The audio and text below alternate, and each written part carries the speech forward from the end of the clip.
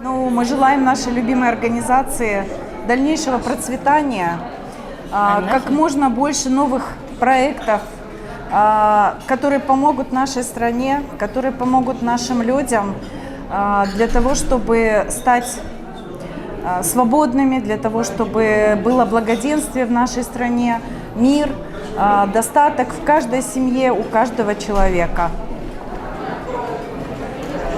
Все? Да. Здравствуйте, дорогие соотечественники, друзья, партнеры. За 30 лет в правом Кыргызстане было сделано очень